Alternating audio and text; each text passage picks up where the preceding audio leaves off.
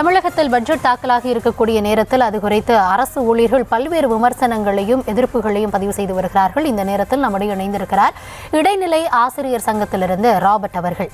வணக்கம் திரு ராபர்ட், உங்கள் தரப்பில் இருந்து இந்த பட்ஜெட்ல என்னென்ன எதிர்பார்ப்புகள் நீங்க எதிர்பார்த்தீங்க, என்ன அறிவிப்புகள் வெளியாகும் அப்படின்ற ஒரு எக்ஸ்பெக்டேஷன் இருந்தது, தற்போது வெளியாகி இருக்கும் பட்ஜெட்ல என்னென்ன குறைபாடுகள் இருப்பதாக நீங்க பாக்குறீங்க? அனைவருக்கும் வணக்கம். இந்த கடைசி பட்ஜெட், அதாவது தற்போதைய திமுக அரசின் கடைசி பட்ஜெட்டான இந்த பட்ஜெட்டில் இந்த 4 ஆண்டுகளாக நாங்கள் பொறுமையாக இருந்த இந்த பட்ஜெட்டுக்காக தான் காத்திருந்தோம். ஏன்னால் ஒவ்வொரு முறையும் நாங்கள் அரசிடம் கேட்கும் போது கண்டிப்பாக இந்த ஆட்சியில் முடியும் தருவாயில் அனைத்து கோரிக்கைகளும் உங்களுடைய கோரிக்கைகள் நிறைவேற்றப்படும் என்ற வாக்குறுதியை தொடர்ந்து கொடுத்து வந்தனர். தற்போதைய பட்ஜெட்டில் முதன்மையாக நாங்கள் எதிர்பார்த்தது திமுக வாக்குறுதி என்னான 301 மற்றும் 311. இந்த 301 என்ன திமுக அரசு வாக்குறுதி கொடுத்திருக்கிறது என்றால், பழைய ஓய்வூதிய திட்டத்தை மீண்டும் நாங்கள் தமிழகத்தில் கொண்டு வருவோம் என்ற வாக்குறுதியை கொடுத்தார்கள். 7 மாநிலங்களில் பழைய ஓய்வூதிய திட்டம் நடைமுறைப்படுத்தப்பட்டுள்ளது.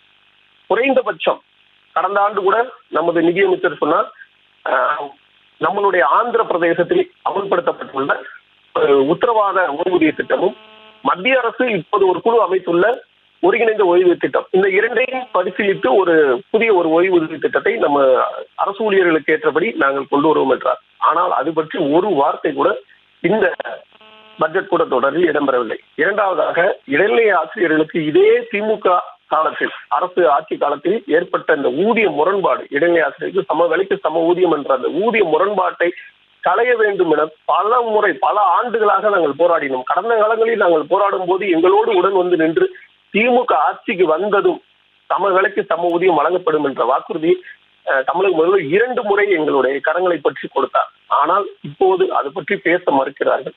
சம ஊதியத்திற்காக அமைக்கப்பட்ட குழு 2 ஆண்டுகளாகி 3 முறைதான் கூடியுள்ளது.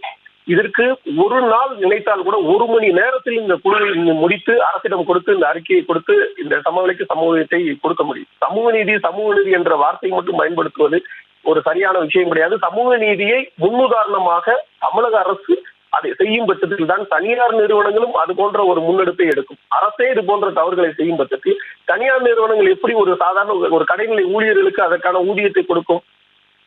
சர்வதேச நீதிமன்றங்களில், சர்வதேச இடங்களிலும் உச்ச நீதிமன்றமும் சமவெளிக்கு சம ஊதியம் கொடுக்க வேண்டும் என்று பல்வேறு இடங்களில் சொல்லியுள்ளது. ஆனால் அதை கொடுக்காமல் தமிழக அரசு மறுத்து வருகிறது. இது தொடர்ந்து இது போன்ற செயல்களில் ஏற்றுக்கொள்ள முடியாது. தமிழக முதல்வர் 110 விதியின் கீழ் இது போன்ற இந்த 2 முக்கியமான கோரிக்கைகளையும் பின்னர் சரண்டர் வீட்டிலேயே விடுப்பு அனைத்து அரசு ஊழியர்கள் ஆசிரியர்களுக்கும் பொதுவான ஒரு கோரிக்கையா இருந்தது. அதையும் அடுத்த ஆண்டு பட்ஜெட்டுக்கு பின்னர், அதாவது தேர்தல் அறிவிப்பு வந்ததுக்கு பின்னர் நடைமுறைப்படுத்தப்படும் என்ற வாக்குறுதி அதை ஏற்றுக்கொள்ள முடியாதது. அது உடனடியாக நடைமுறைப்படுத்தப்பட வேண்டும்.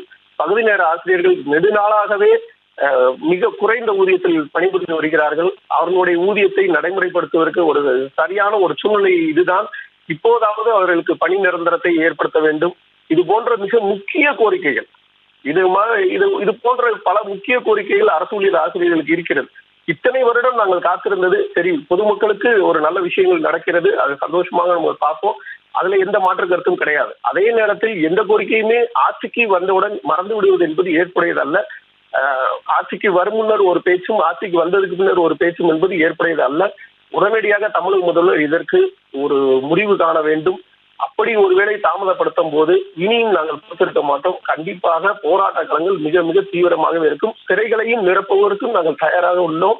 எங்களுடைய கோரிக்கையை இந்த அரசு செவிமடுக்காவிட்டால் நிச்சயமாக மாபெரும் போராட்டங்களை முன்னெடுக்க தயாராகி வருகிறோம்.